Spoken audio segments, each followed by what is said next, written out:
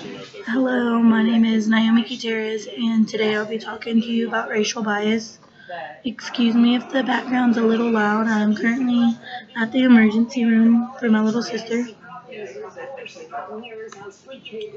So, racial bias is when someone has a preconceived notion about someone from another race due solely to their race. For example, a police officer shooting a black man solely on the fact that they felt their life could potentially be threatened is racial bias.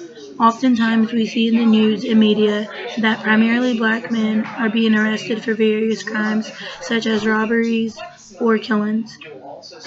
The media gives the notion that most black men are some type of criminal. That is why when a black man selling CDs on the side of the street gets killed for just that, the officers don't blink twice. The cops' reasons are not validated by any means. Racial bias is never okay, no matter what the case may be. One thing I found out recently is that if someone who looks Pakistani tries to fly on an airplane in the United States, they get searched. They're not being searched for any other reason but the reason that to the security they look like terrorists. My principal in high school is Mexican and white.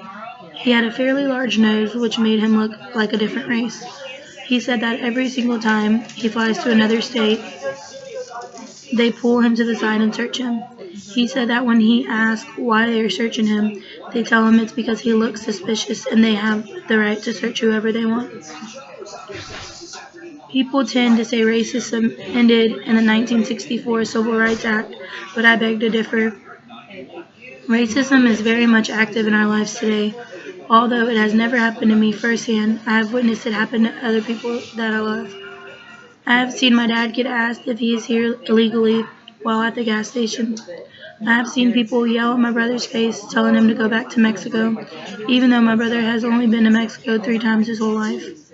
Segregation in the workplace, bathrooms, and schools may have took a turn. However, bias, stereotyping, and discrimination is very much present in today's world. My older brother, who was in college, had a low truck with rims and got pulled over every time he was out late. He mentioned that every single time they made him get out, they would say things such as, "I need to check your truck for drugs. Are you sure you are from here?" Through all the racial bias, not only is it inhumane, but imagine how embarrassing it is to be treated differently just because of the color of your skin. No one asked to be a certain color. We got the life God gave to us. There was no picking out what we wanted to be. If that was the case, I would be Beyonce's skin color, have blue eyes, and be 100 pounds lighter. There are certain movements, such as Black Lives Matter, to go in the step to end racial bias, but it won't be truly ended until people realize what they're doing is wrong. To be honest, I don't know whether or not that'll ever happen, but we can try. Thank you.